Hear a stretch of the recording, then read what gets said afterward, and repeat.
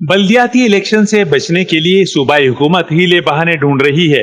एक सरकारी इदारे को हुक्मरान तबका अपनी नाकामी छुपाने के लिए इस्तेमाल कर रहा है। 6 साल एडमिनिस्ट्रेटर के जरिए निजाम पर मुसल्लत रहने वालों का भरपूर साथ MQM ने दिया, जिसके बायस आज अवाम मसाइल से दो चार हैं। इन ख्यालात का इजहार अमीर जमात इस्लामी कराची हाफिज नईमुर रहमान ने जमात इस्लामी के मरकज इदारे नूर हक में प्रेस कॉन्फ्रेंस से खिताब करते हुए किया। उनका कहना था कि हुक्मरान कराची शहर को सिंध का हिस्सा नहीं समझते, मगर वसाइल यहीं के इस्तेमाल करते हैं। पुलिस के निज़ाम पर भी एक समझने के एक बहुत बड़ी ज़रब होती है ये कि पुलिस एक सरकारी और रियासती इदारा है और इस इदारे को ये हुक्मरान तबका अपने ज़ाती मकासद के लिए इस्तेमाल करता है, अपने ज़ाती तहफ़्फ़ुज़ और ज़ाती प्रोटेक्शन के लिए, अपने बच्चों के लिए इस्तेमाल करते हैं। तो ये बताएं मुराद अली शाह साहब कि उन्होंने कितने लोगों को प्रोटोकॉल से निकाल कर सैलाब ज़दगान के लिए भेजा है। जाहिर सी बात है कि ये इनकी सारी बेकार बातें हैं। ये सिर्फ और सिर्फ बल्दियाती इलेक्शन से फरार हासिल करना चाहते हैं। इनको शिकस्त नज़र आ रही है।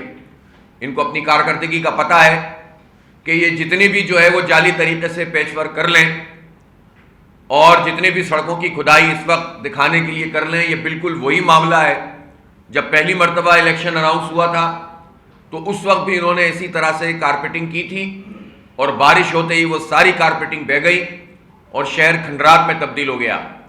और अब भी इन्होंने धोखाधड़ी की है और धोखाधड़ी करके ये वो सारे प्रोजेक्ट के जो मशरूत हैं मुंतखब काउंसिल से, उनको भी इस वक्त एक सियासी और नाजायज एडमिनिस्ट्रेटर की मौजूदगी में कर रहे हैं।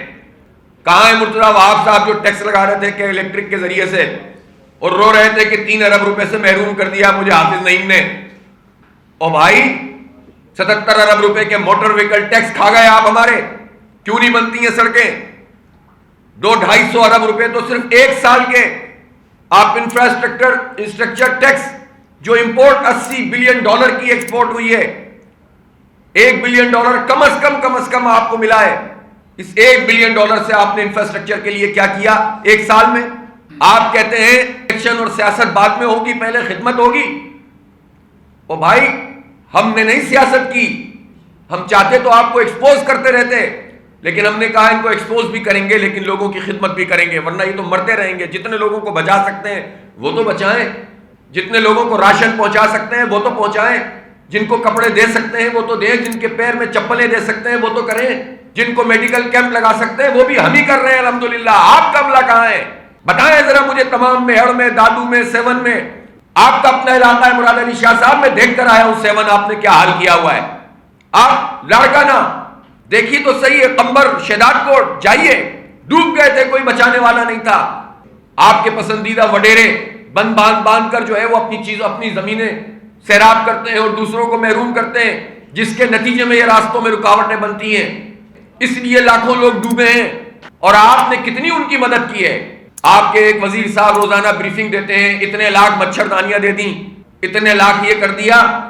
इसका अगर फॉरेंसिक ऑडिट हो जाए तो दूध का दूध पानी का पानी हो जाएगा, पता चल जाएगा आप सैलाब ज़दगान के लिए क्या कर रहे हैं। नहीं होती ये NGOs तो पता चल जाता कि सिंध हुकूमत कहां खड़ी हुई है। ये सिर्फ आप बहानेबाजी कर रहे हैं, वरना आपका माइंडसेट यही है कि इख्तियारात मुंतकिल ना करो और बल्दियाती इंतखाब ना कराओ, सारे इदारों पे अपना कब्जा रखो और चंद लोगों के जरिए से चंद लोगों की करप्शन होती रहे और अवाम जो है वो तकलीफ का शिकार रहे।